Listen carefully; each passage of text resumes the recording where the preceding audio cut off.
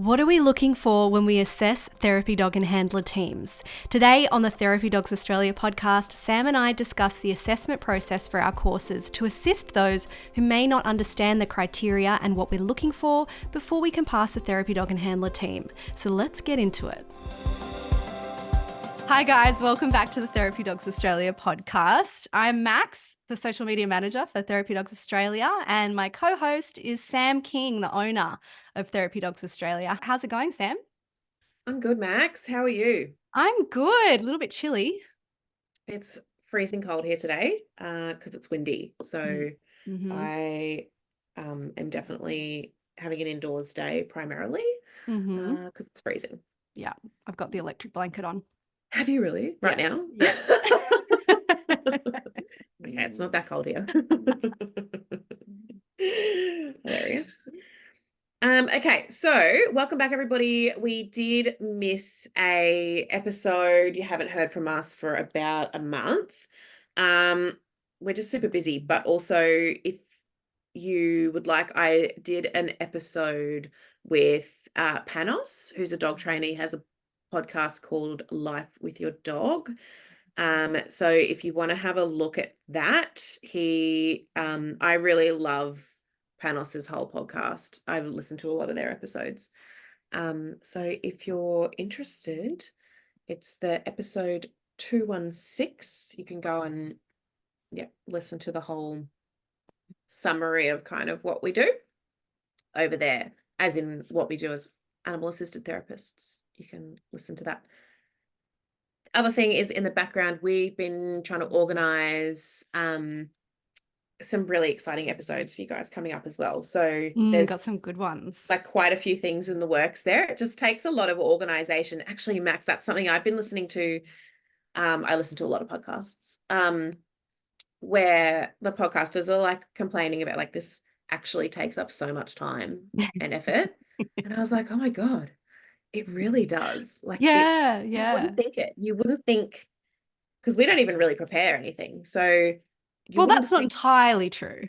Well, that's what, in terms of like, I think other people do research and stuff for their episodes. Maybe you're right.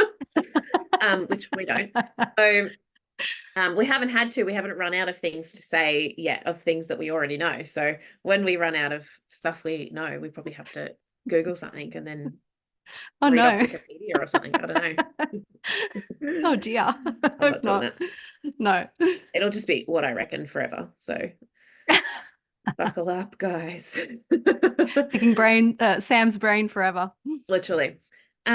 So it's being organized and matching up, because we want guests obviously to come and tell us what they're doing so we can all learn from them.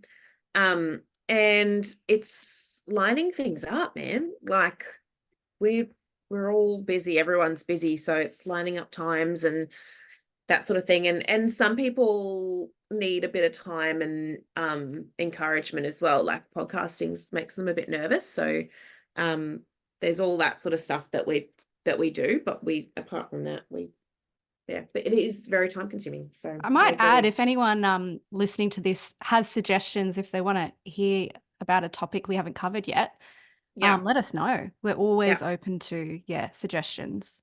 Or if you have come across someone that you'd love to hear on the podcast as well, let us know. Obviously, it needs to be something that we align with as well, but I'm happy to hear suggestions, but definitely topic stuff, questions and things like that.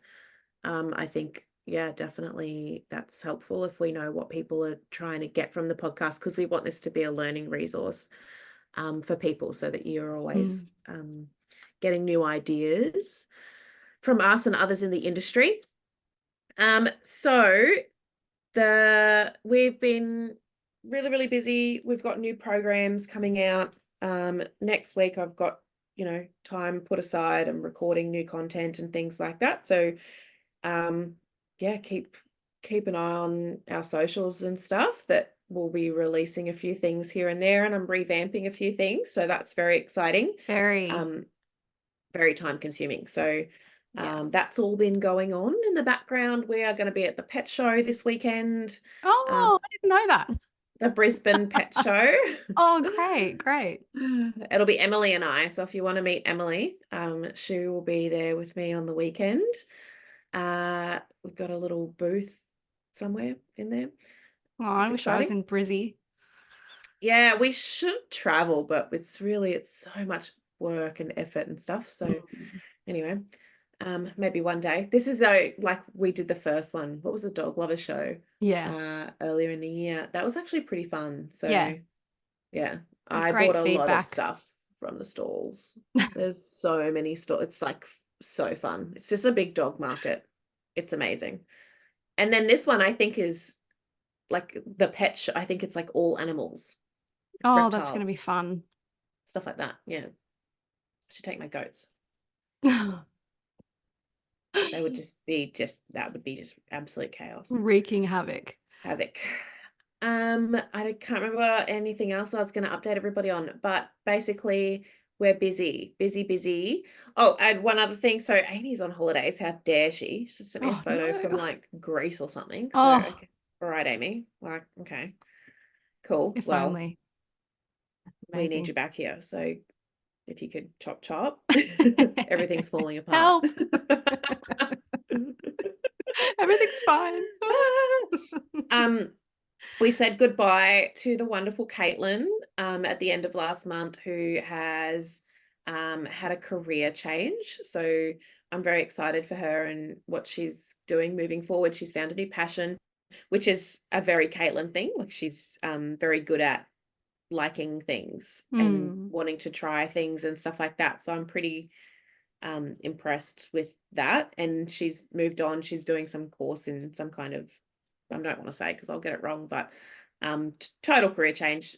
So Good for good on her. her. Gonna Yep, miss her. awesome. We are going to miss her. So Caitlin did the large majority of our video marking for our assessment videos. And that's what we're going to talk about today, because throughout this, that's been on set and forget for me. I do mark, we'll talk more about this. I do mark videos, but Caitlin's been taking care of it. Now that I've been training up 2 new markers, and going through the process with them, it's really reminded me of some of the issues that make it quite challenging for us and challenging for the students. And so we're going to just sort of delve into that a little bit today, because I think there are issues that pop up that are avoidable. And we try and put as much information out as possible to prepare people for these assessments.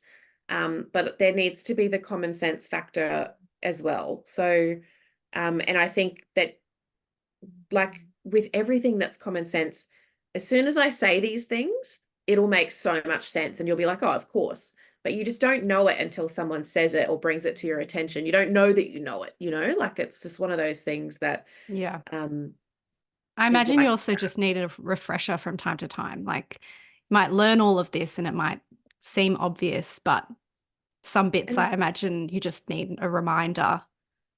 people are doing reassessments. So they haven't, that's one of our issues is that, and we've got an assessment preparation folder. Some people don't know about that. I don't know how. So I don't know how these things happen, but yeah, we've got a folder that helps people prepare. It's got the criteria sheet in it.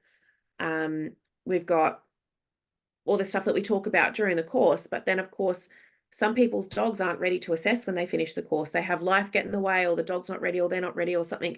And they don't do their assessments until 6 months or so later. So they've forgotten, like, as if you wouldn't forget. I'd forget immediately. The second I log off, I'm like, bye, bye Yeah, information. yeah. Yeah, well, there's so many little factors, so many little details you have to think about. So I'm going to try and explain from the marker's perspective, so that the students kind of know what's in our heads, basically. Okay, so the assessment preparation folder, that has got in it the criteria sheet, the video submission form. It's the criteria sheet. You need to get into there every time, like every year. So if you're doing your assessment or a reassessment, get in there, because the form gets updated. So if you don't have the most recent Yeah. form, then that's going to cause issues with the expectations of the markers. The video submission form, it's important. The reason we have that is it's to help the student to know exactly what's expected, like the parameters of what's expected in the videos, of what's expected in the activities. So we're talking about your obedience and manners activities, which is your sit, drop, mat, impulse control, doorways, recall, social walk. So what we're looking for in those activities, that's what's in the video submission sheet. What else is also in there is some self-reflection, self-evaluation, self-reflection questions. Those are important as well, because we're not just assessing the dog doing the activities, we are assessing the relationship between the dog and the handler. We're assessing the handler's capacity to handle the dog, and we're assessing the dog's capacity as well. So it's not straightforward. It's not like, did the dog sit? Yes or no. It's all that stuff that's around it as well. And as dog trainers, we are interested in that. That's like, I guess you could argue like, oh, well, the dog can do it or they can't. But I'm not about that. I just think that the dog and the handler need to be working well together as a team. Because that's what's fair on, like, I think almost every single dog trainer would agree. That's what's fair on the dog. So when we see handling errors, so things like inconsistency in your handling, talking too much to the dog, using too much pressure on the dog, using not enough pressure on the dog, there's all those things that come into play where we would go, you know what, this is actually confusing for this dog and it's frustrating for the dog. And to look at you handling this dog, you look like you don't really know what you're doing. Like the confidence isn't there. And remember, I'm coming from the client's perspective as well. So the client doesn't want to be around this dog with this person who's not really confidently handling the dog in their therapy session or walking through their hospital, or do you know what I mean? Like, you are actually, and I've said this before, you're becoming a professional dog handler. You're adding this to your job description at your day job, or if you're doing volunteer type, hospital visits or community outreach stuff, you're quote unquote selling yourself as a professional dog handling team. So so I'm a professional dog trainer. Our markers are professional dog trainers. Amy's a professional dog trainer. We had to go through a proper full-blown certificate course, and it's a pain in the bum. Like those certificates, like there's a lot of work involved in that, especially when you're doing it on the side. Like we've all, Amy and I, like we've upskilled with that on the side. So there's a fair bit of work in it. We don't ask that. We don't ask that of our therapy dog handlers, but that absolutely could be an expectation in the future. So yeah. It's an expectation in the equine therapy field, like that you have that formal kind of accreditation. So we haven't asked for that, and no one is asking for that yet in the dog space, but that is totally something that would be acceptable to ask. I think it's unnecessary. I don't think it's necessary, but I can see where we could end up in that position where we've asked to have formal dog training modules, statement of attainment of formal modules. So just keep in mind that we're aware of that. So as far as an industry level goes, I know you love your dog and you think you can handle your dog, and you've been taking your dog into your workplace for 6 months anyway, and blah blah blah. But we're looking at it from an industry perspective, not just you and your dog. We're trying to look at it from this like macro level as well, which, as I'm going to discuss, then we have to apply this to individual teams and individual settings and situations. So back on track. So your video submission form, right? That's got your criteria on it. It's got some self-reflection exercises, some questions in there. The trainers, the markers, they don't read that first, okay? We watch the videos first. Why? Because we're going in unbiased. So I want to mark those videos unbiased, and then get my scoring of it and what I think, and then go back to your video submission form and see if we are aligned in what you think you put in the videos to what we've seen in the videos. Look, a lot of the time it aligns. Which is There good. are, which is great. Great. Tick, tick, tick. So when it doesn't align, that's a red flag. Mm. Now, there's plenty of reasons why it doesn't align for some people, for some videos.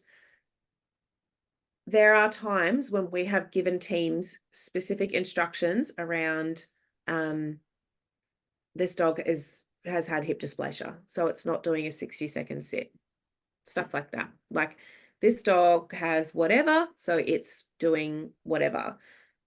That's your opportunity to speak to the marker is in that form. Okay, so everything that's important for them to know, put it in the form. If you don't communicate in that form, and then we come back with our scores on whatever we reckon, then we go back and give the scores to the student, and then they come back with extra info.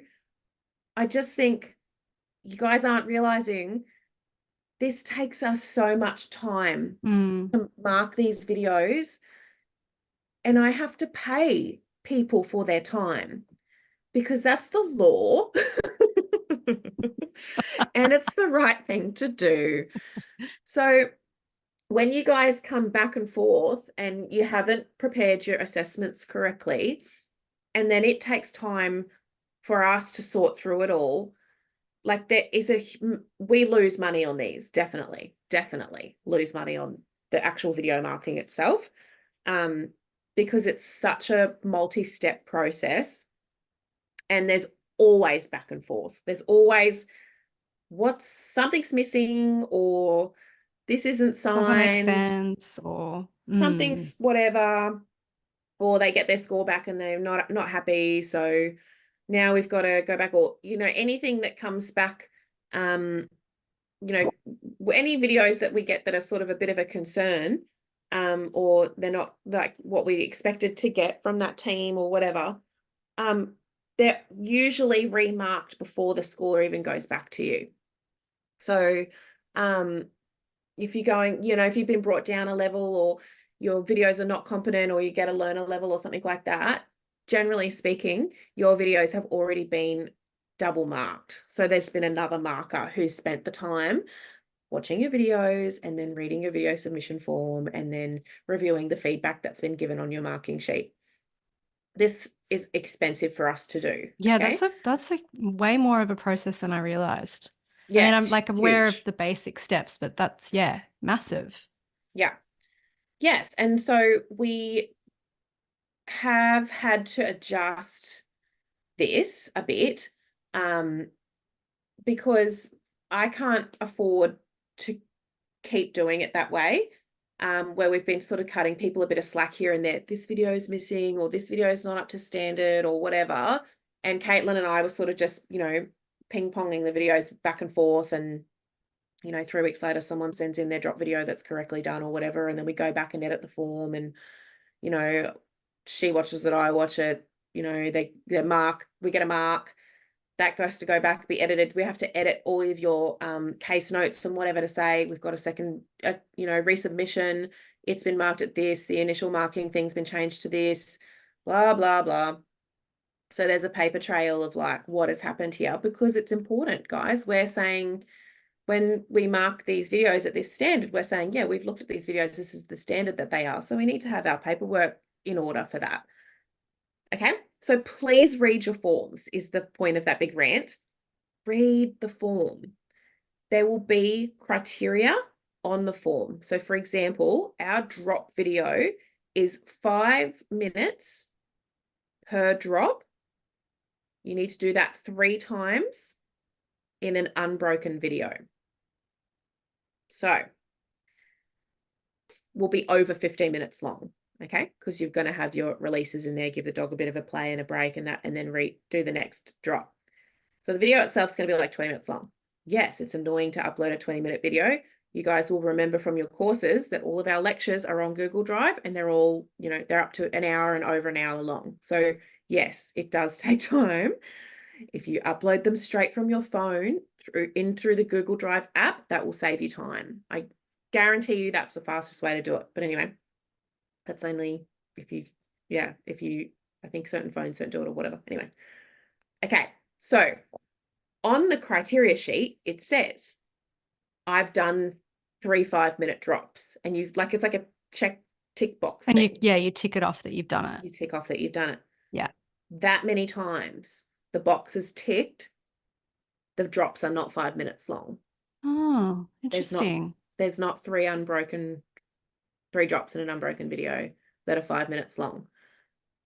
So straight away, like if your dog can't do it, then your dog can't do it. But don't tick the box saying that you've done it. And then don't also come back and say, I didn't know it was meant to be like that. Because you've ticked the box in like, what is happening here? Like silly things. It's exactly. And no judgment from me, honestly. I really struggle with criteria sheets. Like I've got this, as I just said, the equine therapy, they're expecting this statement of attainment. This is fun for anyone that's watching this. Here are the 4 modules that I have to do for instructing horse handling statement of attainment. We're stuck on module 1. I've done all the quizzes because they were easy, because you just click through, right? Module 1 has an assignment. It was very stupid. I can't do it. I can't do it. I just can't bring myself to do it. There's like no information on the criteria sheet, or I don't understand the criteria sheet. Highly likely it's the latter. That's what got me my entire school and uni was criteria sheets. Understanding the question absolutely got me every time. So I get it, guys. No judgment from me. However, you've got someone who can't read a criteria sheet that saved their lives trying to write you a very easy to understand and follow criteria sheet. So if there is room for improvement on our end, let me know, because I will fix the sheet. Like, I get it. I'm not like, they just need to figure it out. That's not it. But I am saying read it, which again, I probably wouldn't read it. So I'm certainly not going to read it properly. I'm one of those people, I'm just going to scan like the first sentence and the last sentence, and I'm just hoping for the best. So I'm someone that overreads everything.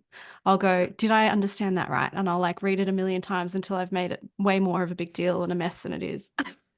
So I had to teach myself how to do that in uni, because I couldn't, I started to realize that I was answering the wrong question. So my work was the answer to a question that no one asked me. So you don't get a very good grade for that. I want to answer this though. And I was devastated. I remember, I'll never forget one assignment that I did. Anyway, I won't tell a story because it goes on for so long, but I was so pissed off. And just like the amount of work you would have put in. I put so much work into this thing. And I even had a meeting when I got my mark back. I had a meeting with the tutor because I was like, I just don't understand what's went wrong. And she was like, so yeah, no one asked you any of that. And I was like, fuck. No one asked you. That was my first year. Oh yeah. And I don't exam well, but I had to teach myself to get good at assignments because I don't exam well. So I would highlight in different colors things. So I can't work. So the reason I'm holding up manila folders for everyone who's watching is because all of this had to be printed out, because I have to be able to physically hold the paper. to read it. I Mm. can't read it off a screen and understand what's going on and all, like, what they want. Look at all this stuff not filled out. Oh, that's a big list. So, I totally get it. I had to teach myself to highlight things in different colors, like different, to try and, yeah, I get it. I get it. However, the information is there. It does exist. If you have similar challenges, that's okay, but you're going to have to own your role in that. So Yeah. I didn't abuse the shit out of my tutor of my criminology introductory whatever and university. I didn't abuse the shit out of the tutor because I read the question wrong. So I just accepted the mark, which was terrible, and I was really annoyed. So that's, I want to help people to manage their expectations around that too. So if you don't read the form and you don't access the information, we will help you towards a pathway of fixing that, but I'm not taking the full responsibility of that. Okay. So make sure you have a little think about that before you email me. Is there a structure you recommend approaching, like doing the assessments or reassessments? Like actually filming them, like getting them Yeah, done. like Yeah. Yeah. yeah, like just focusing on one video and one bit at a Yes. time. Yes. And be smart about it. Like, Mm. don't, so some people go out and they, because they get someone to film them and they go and do them all in one day. Don't Mm. do that unless you've got a dog that is very happy to do that kind of thing, because the dog's fatigue. And remember what I said, we're looking at the whole picture. So Mm. we want Mm. to see, that the dog is their best version of themselves, basically. So don't wear them out by doing this stuff all day. But there's things that you can do. So like the mat stay is a 5-minute mat stay. Do it at go to the cafe, go to your flipping local cafe, take your mat, put the dog on the mat, wander around, go and do whatever. There'll be people walking past. You got to set your video up, blah, blah, blah. There's ways that you can get around this that makes it not such a pain in the butt to do. So Yeah, a just, little bit more fun. yeah, like, and a lot of it. So like your recalls. Okay. So, I had a training session with someone on Friday down at the park. And she was like, oh, it's just like, we've filmed all our videos, it's all uploaded, we just haven't been able to get the recall right. So, we haven't got the video. And I'm like, I tell people, don't let these things hold you back. Like, we've got that we've got our Monday night fortnightly classes. It's $20. It's a group classes, maximum of 5 of you in there.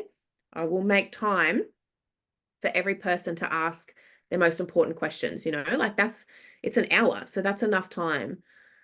So, and there's never 5 people in there. Last week there was 2 people in there. So do you know what I mean? Like if you were splitting that Yeah, you're time, you'd have practically getting half an like, hour each. yeah. Yeah. Bargain for And $20. people rock up to that class with nothing. They don't have any questions. So they're just hanging out and seeing what everyone else is doing. So they're happy to just like listen in, they learn something from that. And I'm like, I'm fine with that, whatever. But anyway, we've got these classes, get help and get it done, because we filmed her videos in the training session. Because I was like, okay, if you just adjust these 2 things here and I'll, get you started, and then you adjust these 2 things here, this dog's going to do the recall. So and we did it, and then we just videoed it. Now our videos are done. So if you get in contact, let us, if you get stuck, get in contact, let us know, book the classes. That's heaps cheaper and more accessible. Or if you're local, then you can book in a one-on-one session too, but I think it's overkill for a lot of stuff, but you can do that if you want to. You're just doing little laps. The cat just got up and did a lap of the of the desk and then straight back. What are you doing, mate? What are you doing? Okay. I want there to be some sort of structure to this so people aren't wasting their entire time listening and not getting the answers that they want. So read the video submission form. If you get it wrong, that's okay. But you'll be taking the responsibility for that. And what I mean by that is that you will need to resubmit videos if you want to get your score up. So if you submit videos that don't meet the criteria, depending on, and this is where we're going to talk about, it's hard for the markers, depending on the video and what's missing and all that sort of stuff, it'll just impact your score. You can get a 0 for a video. Like if you give me a 1-minute drop video, I'm going to give you a 0 for that because it's outrageous. This is outrageous. You might as well just not submit a drop video. Like, just don't do it. It's also wasting money, like, because you have to obviously pay for the assessments. So if you're not going to do... This is what we're discussing. Yeah. Paying for resubmissions. It's expensive. So, if you pay for an entire resubmission, so that's what we've always sort of said, is that if you fail your videos, then you can resubmit them, but you need to pay for a resubmission.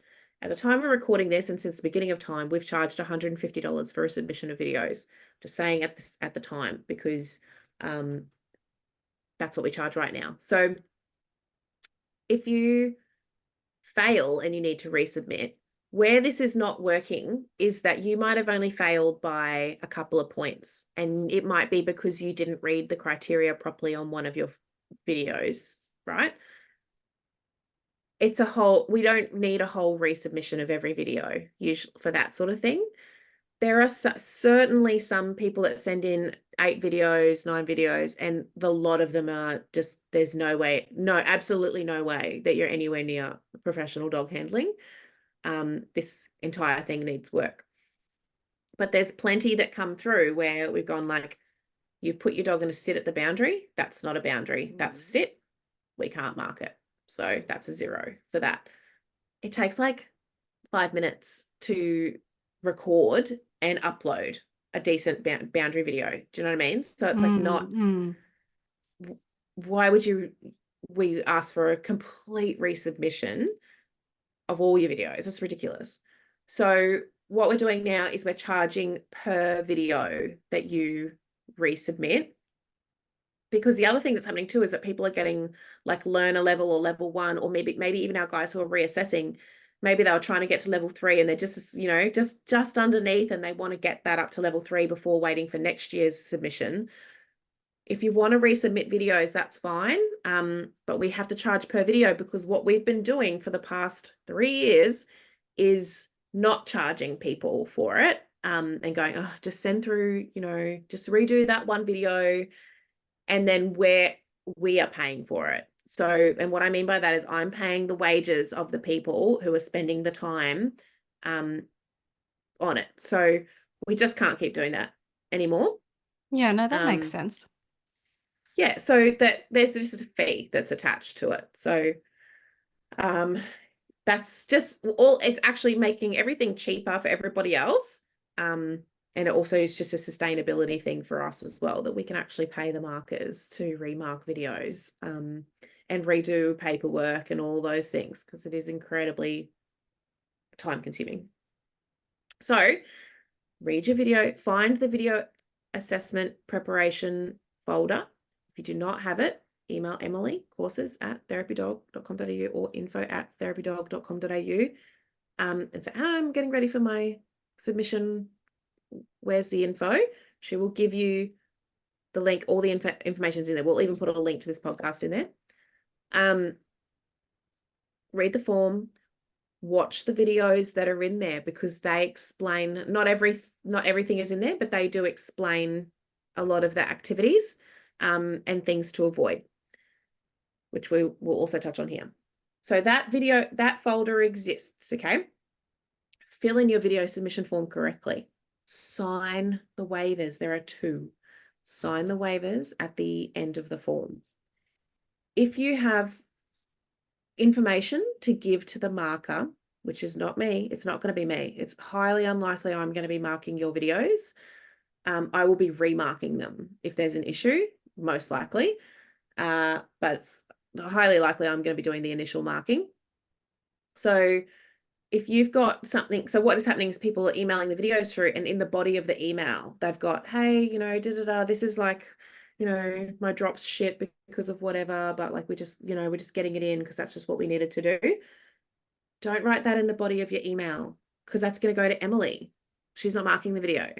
So put it in your video submission form where the marker will actually see it, and they'll see it after they've marked your video. So they'll do their initial mark, they'll read your video submission form, and then they'll make adjustments to their marking sheet if there's anything in your video submission form that suggests whatever, like that there's some kind of like, this dog's 11 years old, that's why it's not holding of whatever, like whatever it is, that's got to go. Sam told me I could do blah, blah, blah, blah, blah. Put it in the video submission form, because the markers need to know about it. Yeah. So that's all about communication. It's no good coming back to me after the fact when we've already done all the paperwork and remarked everything and blah, blah, blah. And we've said, here's your score. You can either accept this score or you can resubmit videos. This is the fee. Don't come back to me then with the additional information. Please put it in your form, because it will save us all the hassle. Okay, so what are the markers challenges? What are we really looking at and for, and blah, blah, blah. One of the things I've been trying to explain to people is that professional dog handler thing, but we're also really, what I want to get across, we can't mark the dogs in their work role 99% of the time. There are challenges with the taking videos. Like, if someone said to me, your videos need to be in your work role, I'm a psychologist, so that's a no from me. Yeah. It's too hard. Like, and I used to film videos of the dogs working, like, so for intervention stuff, and I'd get client permission and things like that, and I'd put them in the course and stuff, but it's too risky. I took it all out. Like, it's, even though I had the paperwork and all that sort of stuff, I took it all out. It's actually just too risky putting clients in videos. I really am uncomfortable with it. So I won't do it. I'm not doing it. So there's some settings where it's more appropriate. So, whatever they might be. But for my setting, it's not. So that's why, I try and explain to whoever the powers that be, we can't all do that. Like, we can't all just do it at our workplace and have clients. You can set up fake clients and use your friends and family and stuff like that. That's a lot of effort. So I personally don't want to do that. So that's why we don't ask for people to do that. If you want to do that and show us that, that's great. You're probably going to get a great score on your videos, because when the markers are watching your videos, what we're thinking about is what setting you're hoping to take the dog into, and what this level of work that we see in the video can inform us about where you think you're taking this dog. So, for example, if you're telling me you're taking this dog into a school, and then you film all of your videos with low distraction, so you're filming them in places that aren't very busy, and you're not adding a lot of additional distractions yourself and things like that, we're looking at that going, well, obviously you're not taking this dog to a school. So what I'm asking people, do you get that information? Sorry, Sam. Do you get that information? Because you say you watch the videos unbiased, but you must have at least a little bit of information before you watch the videos to know, like, the context of what that dog's going to be doing. Yeah, we just get where they want to go. Yeah. Same for the temperament assessment. Where do you want to work with this dog? So if we can put ourselves in the marker's shoes, it's a big responsibility for us. The videos are marked on it's a scale of 0 to 5, with 5 being this activity is executed very, very well. The 0 is usually this is hasn't met criteria, or it's just totally unacceptable. Like, this is just not acceptable. The 3 is that the team is able to do this task successfully. A 2 is they're able to do it with some challenges.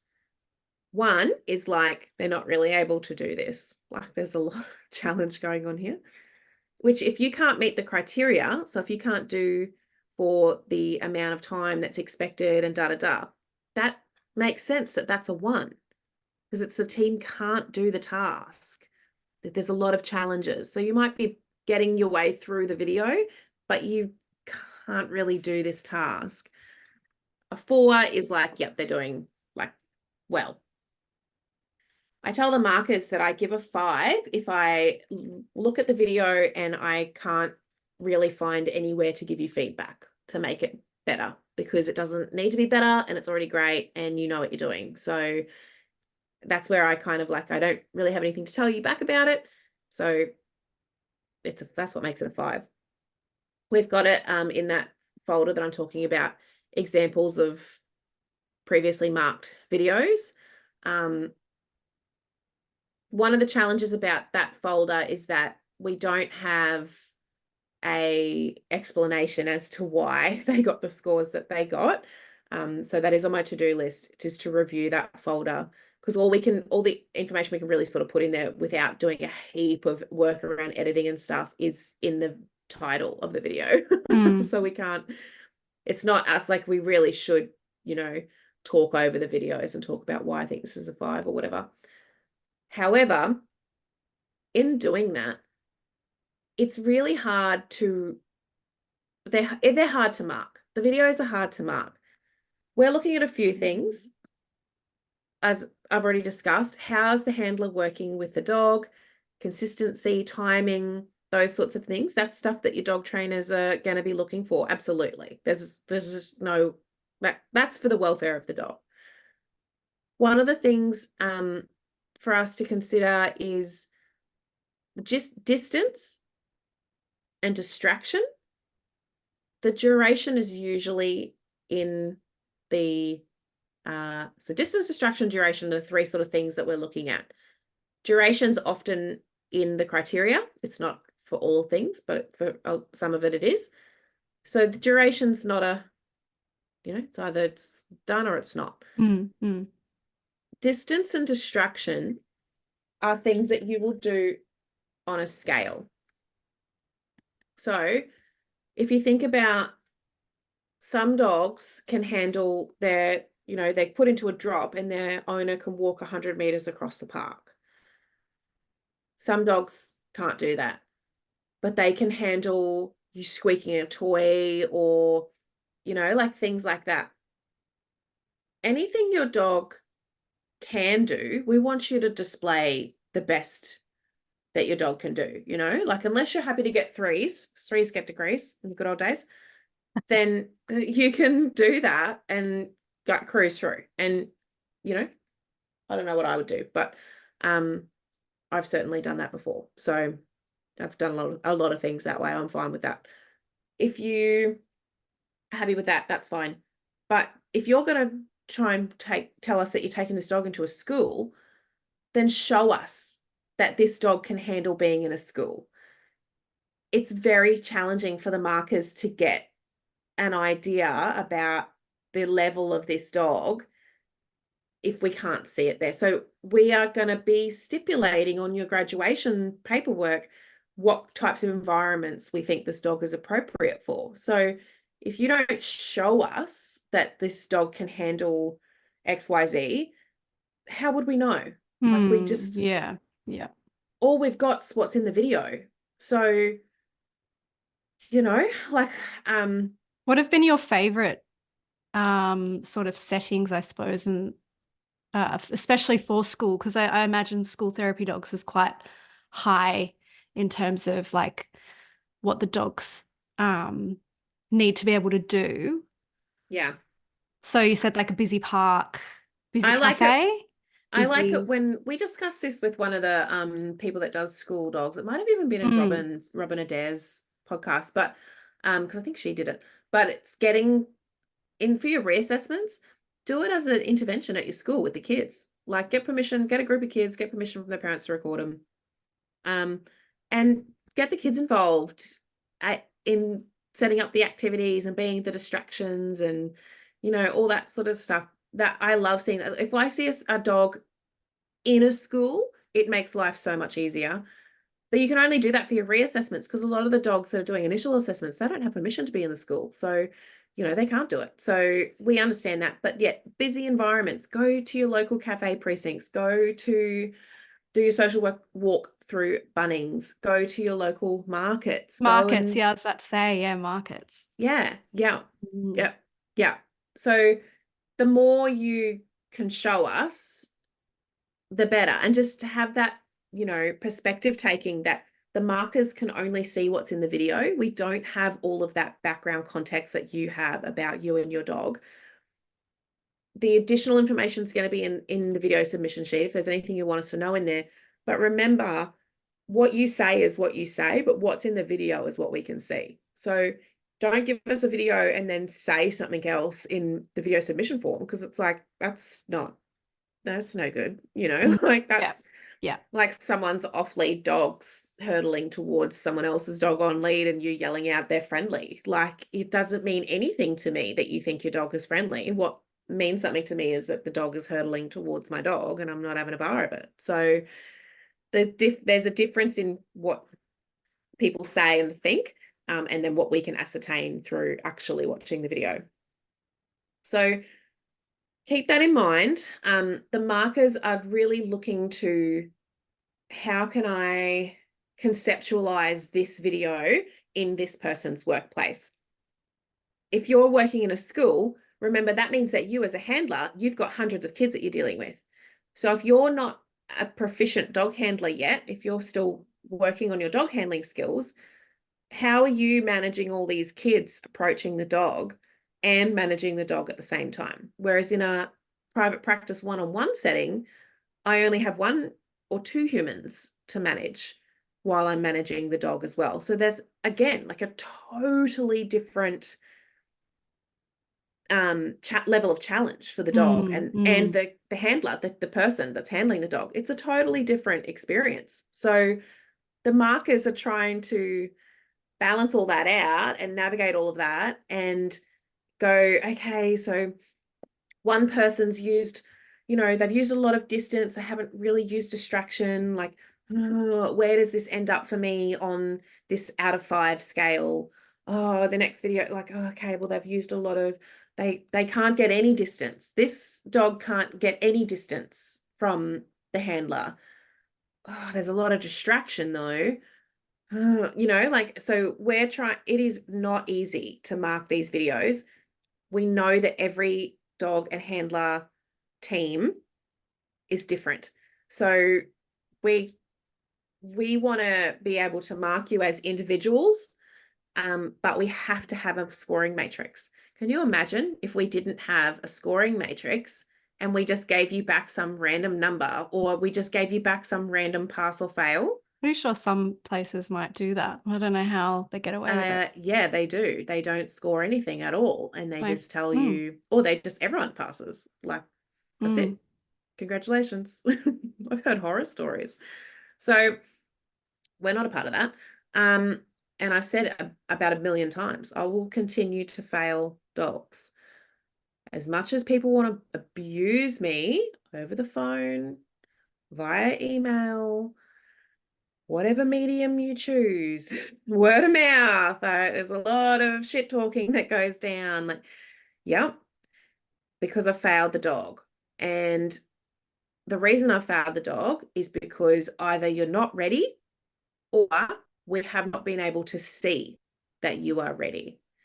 And both of those are not my fault. What we can do is work together as a team and move forward. Like the example I just gave you. I just recorded one of our students' recall videos after coaching her on recalls for the better part of an hour, and then was like, right, you got it? Let's go. Let's get this recorded. Let's do it. There have been times when I've marked multiple times, where I've sat with people and gone through their videos with them and marked them one by one as they've submit the video one by one. I've done that. I've helped people in the Monday night classes. This is what you need to do with this video to get this over the line. This is what we need to see here. There are multiple ways that I will go outside the box. I think the only way that I've achieved anything in my life is by going around. Like, I don't get the privilege of like I just said, I can't read a criteria sheet. Like,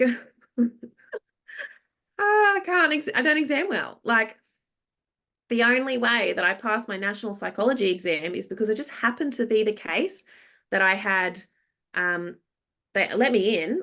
So I booked this exam. They let me in. Can't remember if I told the story or not. But You anyway. have, yeah, it's a good one. And there was no one else in my lab, in my exam lab, and I couldn't believe it. And I was like, because it's a 3-hour exam. Like, there's 150 or 200 questions. It's huge. What about lollies? Yes. So there are little bowls, I remember bowls lollies. of lollies at each computer. There's like 30 computers in there. I'm in there by myself. The chairs spin, another factor. And there was a big, like almost floor to ceiling glass window looking out over the city. So guess who spent a lot of time spinning around on the chair, going and getting my favorite lollies out of every single bowl around the room, looking out the window. I'm like, I just actually cannot even believe the luck. I don't exam well. The luck of like, that was the jackpot for me. Because I probably need a flipping individual learning plan or something. I don't know, but I don't think they do those. So like, I get it. I actually get it. And I work with people Monday to Friday. I work with clients. We're adjusting things all the time. Animal assisted therapy is an adjustment. It's an adjustment to therapy so that it can be more accessible for people. We are going to adjust things. If you can do it and the dog is right, but the assessment doesn't reflect that for you, we will work together to try and find a way to make it work. If you and the dog are right. What I'm not doing is putting dogs and handlers in these professional settings if they cannot have at least, they need a professional standard of being. The reason for that is because you are taking these dogs into a workplace where you're exposing them to people and telling them that the dog is safe and all these sorts of things. And you're taking them around clients and students who are there to access some kind of service. And we will not be having the dog distracting the handler, and we will not be having the dog distracting the client. And we will not be having the person's access to whatever service you're providing be negatively influenced by your inability to handle your dog. Whether that's because you can't handle the dog very well yet, you still need practice, or if your dog's just a loose unit and they're having a great time and they just need, like the dog that, like on Friday, I was like, you're absolutely not taking this dog off lead. So we'll get this recall video recorded, but this dog is a zoomer. Brutal. Zoom, zoom, zoom. You say free and this thing's like yeeting itself. Yep. Hilarious. So cute. Yeah, so it's fun cute to watch. I'm like, and easy to mark. I'm like, this is easy to mark because I love when the dog knows the free and they and they just let it all out. And I can clearly see that the dog's been reinforced. Yeah. Actually, we'll talk about that and write a note. So that's really like, but I was like, you're not taking this dog off lead. She was like, no way. There's no way I would take this dog off lead. And she works somewhere there's another dog there, and she's like, they have their dog off lead because they can. That dog's a border collie. And that dog doesn't run off and zoom around, and her dog's a Groodle. So, and it's like a nutter. Yeah, it's like already 4 or 5. Yeah, one or the other, yeah. Yeah, and so it's never going to grow up. So, but she's fine with that, and I'm fine with that. Like, yeah, because it's all good. Like, we just need to manage this dog appropriately for what this dog is capable of. And you know, how you're going to be able to do your job and manage this dog at the same time. So I hope that's clear for people, that what I'm saying about, we want to problem solve and we want to work with you. But please just have reasonable expectations as well, of like, there's a minimum standard of what I'm going to accept, regardless of why it's like that. And that's because we need to protect the client and we need to protect the dog. So you're just one piece of the picture, handler, and you're actually the bottom priority. So the dog's welfare and well-being needs to be a high priority.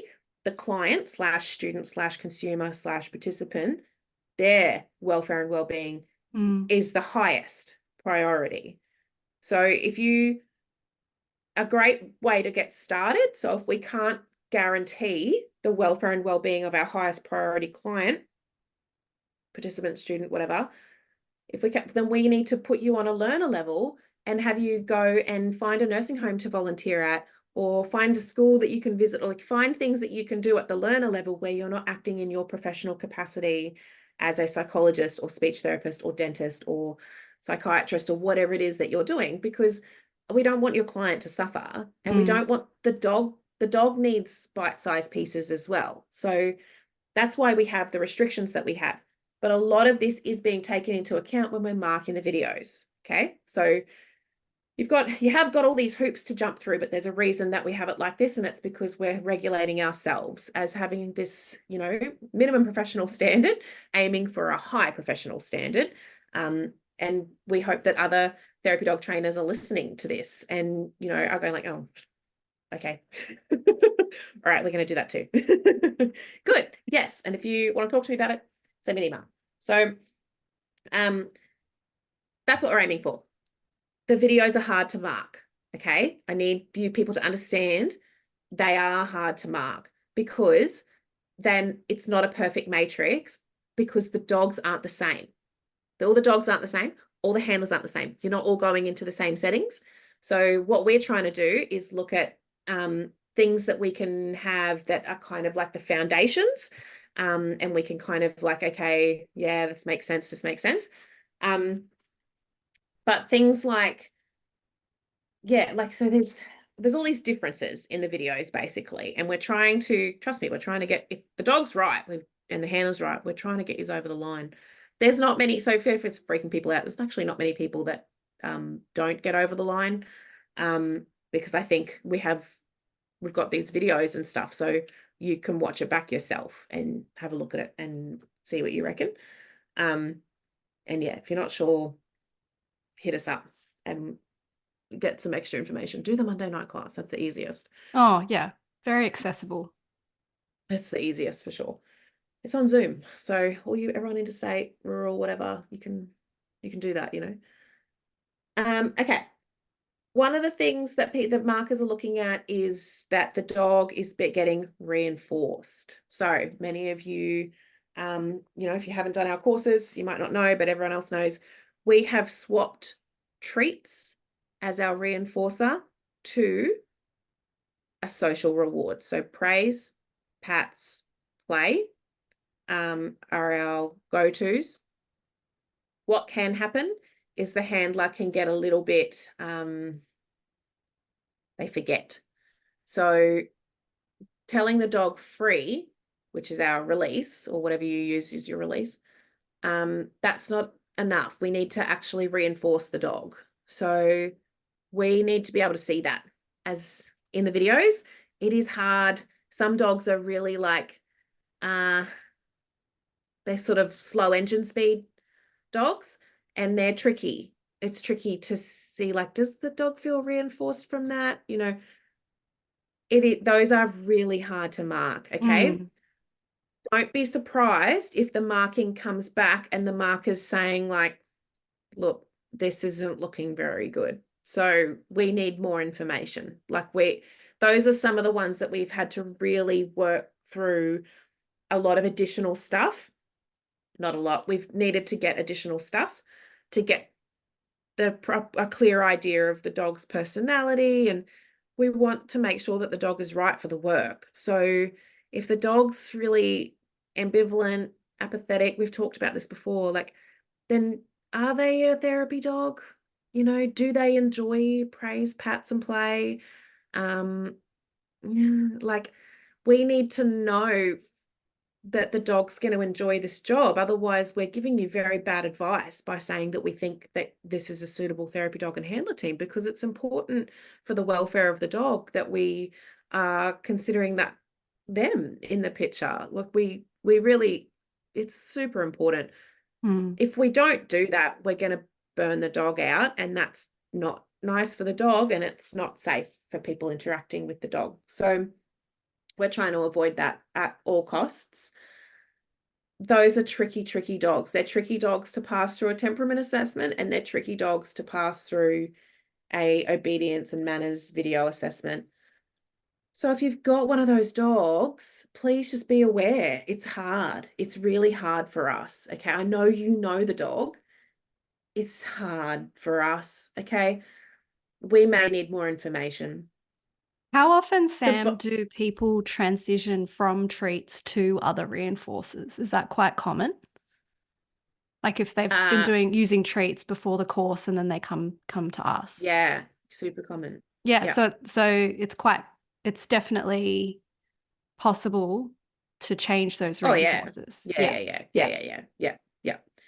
Yeah. I mean, we get a percentage of dogs that have never worked for treats because they're not food motivated. We get a percentage of handlers that haven't relied on treats because it's just not their vibe. Like, you know, we like to use treats for puppies. And there's certain things like trick training, we use treats, like, but we're trying to swap our reinforcer so that during the day when you're working your job, you're not wearing a treat pouch and, you know, getting dog slobber everywhere and got your dog's full attention on you the whole time because you're wearing the treat pouch. And, you know, like we're just swapping out the reward for something else. And like we say, if the dog's not willing to work for praise, pats, and play, it's not a therapy dog, because those are social rewards. And being a therapy dog, guess what they get all day? Praise, pats, and play. So if they won't work for those things, then they're probably not suitable, and you should go and do agility, or I don't know, like I don't think they even use, I think they use toys. But yeah, go and do something else with the dog that is going to be more up their alley, because otherwise they're just going to be assaulted with praise, pats, and play every day that they go to work. So, you know, not wise. So we need to see that the dog understands the release. I know that's hard. So some dogs, like for example, they're in a drop and we give them a release. Sometimes they're just happy to stay in the drop. And technically, bless them. I'm just going to stay for a bit longer. You know, technically, they can choose what they want to do in the free, but that's hard to mark. It's really hard to mark, guys. Like, far out. So if you look at the bottom of your criteria sheet, there's something called the bonus round, which I think we have talked about on here before, but it was a while ago. The bonus round is an opportunity for you to show us your dog's personality and what it is that makes them special. So the reason that the bonus round exists is because when I did my NDTF training, and I had to do my assessments with my dog, I was very, very, very angry about how difficult and annoying and stupid the assessments were. I thought it was dumb. It was so specific. You want to talk about specific? Lord help me. They were very specific. It was to the T. The dog had to do exactly this. And, you know, you had to do it in a low distraction environment and a high distraction environment. And I had trouble because I was doing the 10-meter leg weave with Oliver, and I accidentally kicked him when I took a step, and then he wouldn't hold his position. They had to sit beside you, right? In it, stay in position, and then you could say weave and take a step and say weave or whatever. You're only allowed to say weave. You weren't allowed to use any luring with your hands. And then you had to walk for 10 meters with them weaving with no extra command, and then finish. But you had to do it 4 times. in a row, and they had to do it perfectly 3 out of the 4 times. So I flipping kicked the dog, like shoved him with my shin, just collided, and he was offended by that. Oh, sensitive boy. Yeah, wouldn't hold the position. So when I would take the step to weave, he would scoot out to the side. And I tried to convince him, I tried very hard to convince him that, like, the stepping out is fine. But I just was like so annoyed at the situation. And I was like, you're on a timeline and all that. And we'd made all this progress. It was right towards the end of it. And I was like, oh my goodness. And I had to swap dogs to my old Labrador, who just learnt it like straight away. And I was like, oh, okay. Anyway,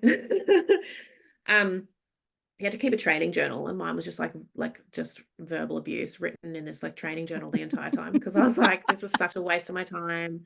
This is so ridiculous. Blah, blah, blah, blah, blah. Whinge, whinge, whinge. Because what I had a bee in my bonnet about is that my dogs were awesome dogs, and I knew, like, they're therapy dogs, and the impact that they've had on hundreds of people's lives over the last however many years far outweighs this stupid exercise of, da da da, which of course wasn't the point of the exercise. The point of the exercise was that you could train a dog. That's how you get your dog trainer's certificate. So anyway, but I was like highly emotional because I'm very attached to my dogs, and I felt like they were being judged, and judged like not that well, by a stupid task that had nothing to do with what their actual skill set was. So I ranted and raved, and I had to delete my entire training journal before I submitted it, and make up some stuff about how fulfilling the journey was, or whatever. Uh, some bullshit about whatever that they probably wanted to hear. While I like just bottled up all of my emotions. All of the rage. All the rage. That's why I wrote all my rage in the training journal, is because I was like, I just need to get this. Like, I was like, if you're gonna make me keep this diary, then I'm gonna keep this diary, and I'm gonna let loose. But anyway, I didn't submit it, obviously. So I get it. Like, I actually get it. So I have been in this position. And so Caitlin, just so you know, guys, Caitlin got seriously effed over by the whole process. And I won't go into too much detail, but like with her assessments, nailed it, dude. Like, she had the dog getting the block, like they had to pick up these blocks that spelled dog, and it was incredible what she had her Springer Spaniel doing. Unreal. But got stuck in the something to do when they were marking it. They wanted something different or whatever. But when we looked at it, we were like, that's a joke. Like, yeah. that's a huge joke. And so that really helped. And Caitlin was pissed, man. And so she should have been. But when it happened, I was like, just remember this, because this happening to you is something that you need to remember, because you're going to be marking people on their assessments. So you've got to remember this feeling, because it sucks. So, and then we'd go through, like, we'd be marking people's videos, and I'd be like, remember that feeling, remember that feeling. Like, it's just so infuriating. And from my experience, that's why we put the bonus round in, because I understand that our lame marking matrix is a piece of poo and doesn't show off your dog's excellent skills. We're largely looking at your dog's ability to not do what they want to do when they want to do it in these exercises, because that's what's important in professional dog handling. When you're taking them into the workplace and you're doing XYZ, we need to know that you can manage the dog. So that's why the assessment has got all this lame stuff in it that sucks. Where the bonus video comes in is that it's your opportunity to show us that, your dog, we get the dog's riding in a canoe. Mine's like, my dogs are all on the stand-up paddleboard together, like it's your dog's herding sheep. Your dog is riding a skateboard, jumping through a hoop into the pool was one. Like, the dogs are like playing on the swing set, or they're jumping on the trampoline, or, it's all this stuff that it's so, or they're doing the tricks that you've taught them, or which is how we got, I think it was Nicole, was it Sophie. Sophie? Yeah, Sophie and Nicole. Sophie and Nicole that did the podcast with us on tricks, because she had, and we show her bonus round video on that podcast, because it's this compilation of all these mad tricks that a dog does. So yeah, that's your time to be like, so you can curse me and the assessment as much as you want, but delete that shit before you send your email, just like I had to delete my entire training journal too. Okay, so sending people abusive emails is only going to slow the process down. All right, I'm still going to work with you, and I could bring up probably 10 names, which I would never do, but I could probably bring up 10 names of people that have sent me abusive emails, and we've worked together because we've worked through it, because I get it. I've been in this position, so I totally understand. We can try and work through this stuff, but you need to have that moment of thought before you hit send, or whatever it is that you do with your verbal abuse or written abuse, wherever you're posting it or whatever you're doing. Just have a little pause for a second before you actually commit to that. Okay, please Ask yourself.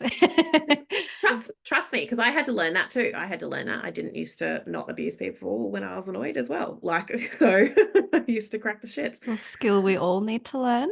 Yeah, and then you get in, everyone gets angry about it, so you have to learn not to do it. So when we get the feedback, don't think that because you're not sending abusive emails that I'm not going to care about your feedback. Like, I care about everyone's feedback. Like, that's the only reason that I honestly think the best therapy dog training company in this country is because we're actually it's not just a one person show. We're an amalgamation of every student we've ever had through the doors who's given feedback. So we've been curating this whole thing along the way. And then now we've got 100 dog trainers all over Australia who give us feedback too. And we've got, we got people everywhere through this industry giving us feedback, and this is what they reckon, because I'm asking for it all the time. And we implement stuff. So, and I've had my own experiences and blah, blah, blah. So you can get annoyed, but delete your first email, whatever. You'll probably find if you don't delete your first email and you send it through, I won't reply to that one for at least 24 hours, sometimes 48 hours, so that everyone can just cool down. Usually in that time window, that a second email comes through. So, which is why I do it, because the first email is the initial, fuck you, Sam, like, rah, rah, rah, rah, rah. And I go, okay, I get it, because I wrote all that shit in my training journal too. So I'll just give it a sec. And usually there'll be a phone call or, something like that as well. And we'll hash it out. I didn't intend to get into all that. But anyway, point is, we can avoid all that if we read the sheet. Submit your bonus video. Think about what you want to show us about the dog's personality. If you've got an apathetic dog, that's going to be hard for us to mark, please acknowledge that, and point out things to us in your video submission form. And then do your bonus round and show us, like, look how mad this dog is at whatever, and have it walking down the street at the markets getting pats from people. That's the kind of stuff that we're like, oh great, like, the dog likes that, and the dog likes you, good. Like, show us your relationship, show us these sorts of things. And it, we want to see the personality of the dog, and we want you to feel seen, in terms of the personality of your dog and why you love them and what makes them special, and what it is about your dog that our super lame assessment's not capturing, because we just have to do it because that's what's responsible for us to do in this industry. Think about that, okay? Generally speaking, all the information that you need should be in that folder. I just really want you to remember, we can only see what we can see in the video. You are not to be filming your own videos, okay? So do not have your camera in your hand filming your videos. It is impossible for us to mark the handling of the dog. Impossible. We just have to, get those resubmitted. It's not this is a therapy dog assessment. This isn't like for shits and gigs. This is a therapy dog assessment. So I just can't really, I just can't accept that. I just can't accept that we are not seeing the handler in the dog training video with the dog. We need to see what's going on. Okay, you're Well, part that's of the why we call it assessment. a team That's right. and not therapy dog. Therapy That's dog why and it's handler team. you and your dog pass the assessment, not just the dog and anyone can handle them. Like, that's not the way it works. That's why it's, you don't have kids handling the dog in the video. It's you handling the dog in the video. The reason we have we've got like, 3 sits in an unbroken video, 3 drops in an unbroken video, 3 recalls, unbroken video. The reason that we have that is because anyone can get one good recall filmed out of 100 recalls 3 times. So what I mean by that is you can get 3 good recalls out of 100 if you film each recall individually. That's fine. We know that. Getting 3 in a row is harder. So what we're looking for there is that the handling is actually correct. If you have to correct the dog, so the dog hops out of position, or the dog doesn't recall, or the dog gets off the mat or whatever, and you need to put them back, do that. And that's fine. Like, we want to see the handling in the video. So It's more realistic as well, yeah, isn't it? well, we Yeah. know the dog's Like not, life. I know the dog's not doing 100% of what you say 100% of the time. There's not many dogs that are doing that. So I don't mind being able to see, how do you handle that? Is it just like a free-for-all? The dog just does whatever it wants and you just like hope for the best, or just start laughing? And we do absolutely get videos like that where people are just laughing and ha ha ha and whatever. And I'm like, okay, well, it's pretty tricky for us to imagine that in a workplace. So I don't know what you want us to say back about this, but okay. I want you to have fun with your dogs, obviously. Like, I have a lot of fun with my dogs. I want you to have fun with your dogs. I want your clients to have fun with your dogs. We want to see your dogs' cute little personalities. And if they do something funny, that's fine. Like, great. We're laughing at them too. But let's make sure that we are being very clear in our communication to our dog as well. And we're not reinforcing the things that are going to make their own life more difficult. So every time that dog hops out of position, it's getting put back. So that's not what we want for the rest of the dog's life. We just want the dog to understand, like, hey man, cool place to be in position until I let you go, because that's where I need you to be right now. So I don't want people to hear that bit and go, oh, okay, cool. So I just like, put the dog back as many times.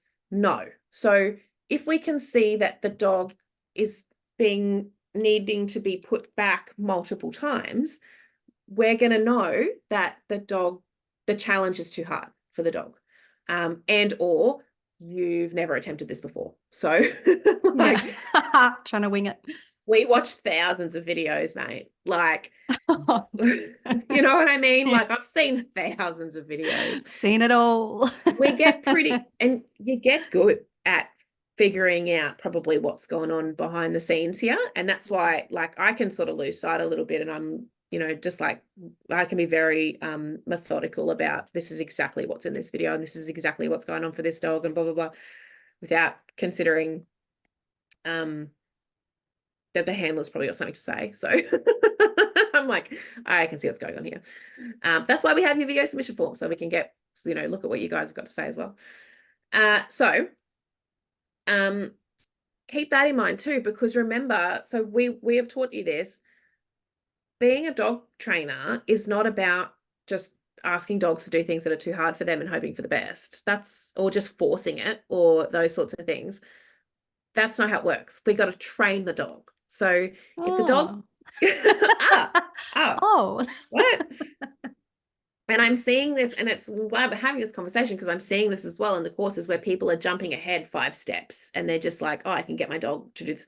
Well, if you miss step 1, step 2, and step 3, this is going to fall apart down the track, and it's actually not fair on the dog. So go back, stop rushing it, do your foundation steps, watch my training video library, watch the videos, go back and get the foundations correct, because you're going to save your dog a lot of confusion, and your own handling is going to be like muscle memory. Like it's going to get so much easier if you go back and get those foundations right. So if we can see the dog's breaking position over and over, we're dog trainers, so we're going to be able to see usually why, and then we'll be up here about, so why is the dog being set up for failure here? Like what's going on here? We want you to challenge your dog. We want you to show us what your dog can do. Absolutely, we want you always working on, like, okay, like what can we do now? But if we are setting dogs up for failure, and then the dog's copping pressure because of that, that's not going to get you anywhere. And in fact, those have been more so the assessments that have not fared very well at all, because a dog trainer will take personal offense to poor handling of the dog. You'll never change that. So there's no point me apologizing for it. Dog trainers are dog people. We love dogs. So if we can see that the dog is being unfairly handled, and we've all done it because we don't know what we're doing. Like we've all started somewhere. Like there's absolutely, it happens all the time accidentally. Mistakes. Yeah. Mistakes happen. Absolutely. Mistakes happen. And we're all on a learning journey and all those sorts of things. All right, buddy?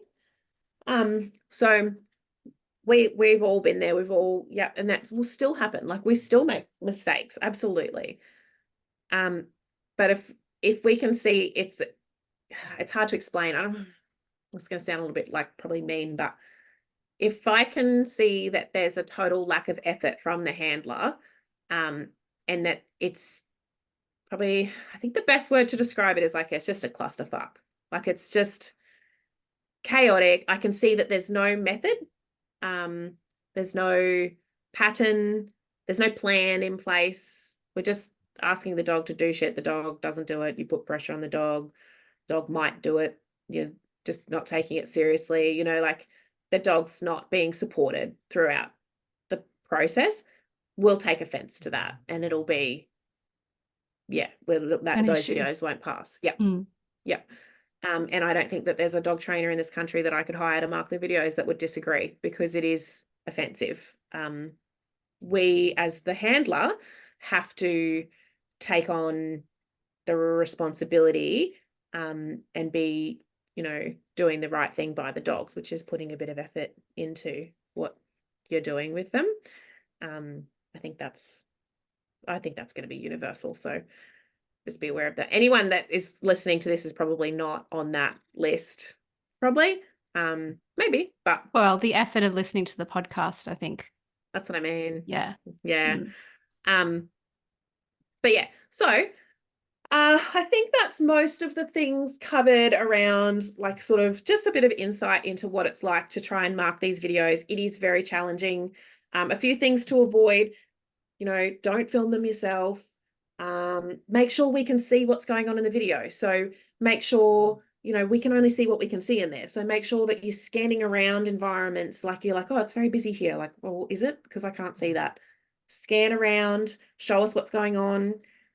Make sure you show us the free properly. Okay. Take time with the free. We want to see the dog being rewarded. That's very important to us.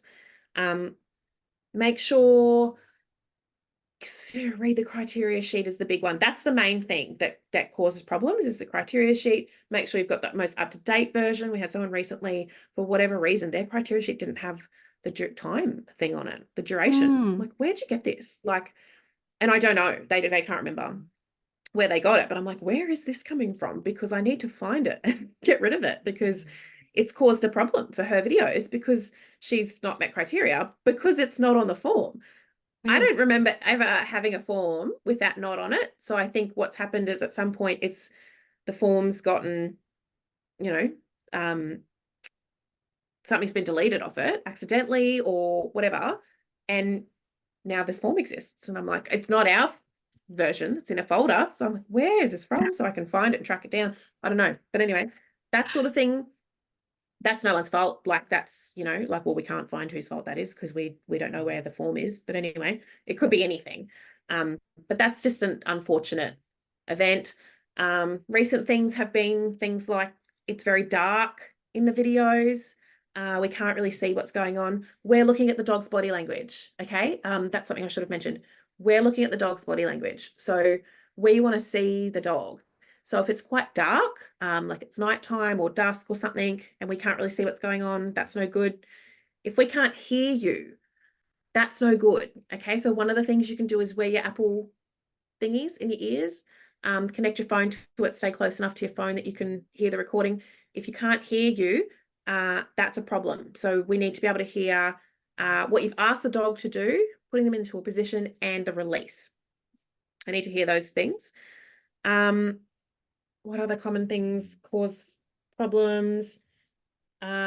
Obstruction of view is really challenging. Whoever's filming you, like I said, do not film yourself. You need to be in the video. So either have a tripod set up, stay in the frame of your tripod, or have someone filming you. What's tricky is when the person filming has to pan between the dog and the person, because then we can't see the dog or we can't see the person. So I understand that that's going to be a part of what has to happen. But if you can try and plan out your environments where you're doing your activities and just think those things ahead and go, okay, well, if I set the camera up on this angle from this side, then I can actually move out all that way and you'll still be able to see, you know, the dog and hear me. We know that there's limitations to this. So if you're listening to this being like, well, that's all well and good, Sam, but you know, it's hard. Yes, it is hard. My apologies. This is the easiest way that I found to do the assessments. If you have feedback, let me know. If the feedback is this is hard and it sucks, I already know that. So if you have an additional piece of advice, you're welcome to write this is hard and it sucks in your form if you want to. I get it. But if you've got something else where you can say like, oh, this would be easier if, I don't know, we filmed it from a drone. I don't know. You can do that if you want. Whatever. Put a GoPro on your dog. I don't care. No, I need to see the dog. That would be cute. Yeah. So if you've got, you know, like ideas and stuff, that's fine. Send those through so we can start to think about that stuff as well. But anyway, I know it's hard. I know it sucks. So, and there's certainly, it is absolutely a barrier for teams to get these videos in. I am fully aware of that. There are people that don't have people that can film them. I totally get that. I would not like to ask someone to do that for me. I'm not that, I don't like that. I'm not, if you know you're similar, then you know exactly what I mean when I say that. I would not like to ask someone to film this for me and spend their time doing that. So I get it. And tape your phone to whatever. Like, you know, you've seen all my training videos are all like dodgy angles. Like, you know, it's all phone propped up by books and whatever. Take your phone out to the park, prop it up on something. Just to make sure that we can hear you and we can see the dog. What else recently? Gear. If the dog's wearing gear, make sure we can see the gear on the dog.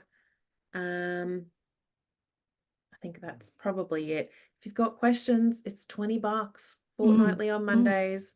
Rock up. If there's time, we can look at some of your videos. I'm not going to give you a score. I have in the past given people scores for their videos in those classes. I'm not going to keep doing that because it's not going to be me marking them. It's highly unlikely. So I think the wisest thing is that I give you feedback on the video, but we let the markers mark them.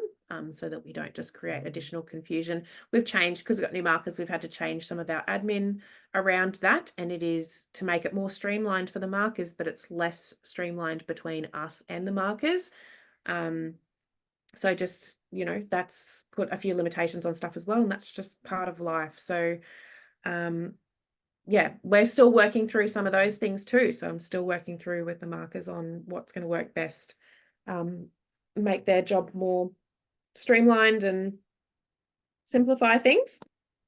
So yeah, it's all happening. We're doing the best we can.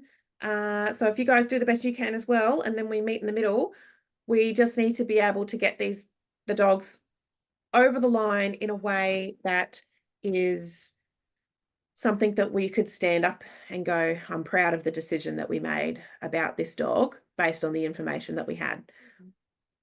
Do not ask the trainers to take your opinion as gospel. Do not ask the trainers to advocate for your dog on the marking of the videos. You need to advocate for your dog when you make the videos. That's your job. Our job is to make good decisions about the dogs and the handlers once the video gets to us. So once we've got the information that we've got on our end, we need to make good decisions based on the information that we've got. So please advocate for yourself and your dog in making the videos, which means everything that I've already touched on, which is show us what you can do. Yeah, that's probably, in summary, show us what you can do. If you're not sure, do a Monday night class. It is very challenging. So I was just going to say, you can send me an email to organise to do a consult or a Monday night class. It's really hard to answer these questions via email. It's not fast for me to find someone's video, jump in, have a look, and then type out feedback in an email. That's not fast for me to do. So it is heaps easier if you do a Monday night. So please either do that. It's $20. You can book an individual consult if you want to. But yeah. Happy assessment video making, guys. Good luck. Information is relevant as of now, which is, what month are we in? June 2024. So yeah, if we've posted an updated podcast in 2 years' time on this topic, probably we will let you know that one. Yeah. Thanks, Sam. Thanks for the chat. No worries. And for those that have stuck around to the end, thank you. Yes. Happy assessment video making. Thanks for listening to the podcast. If you're interested in studying with Therapy Dogs Australia, or you have a few more questions before deciding, please get in touch with us by emailing courses@therapydog.com.au or visiting our website at www.therapydog.com.au for more information and FAQs.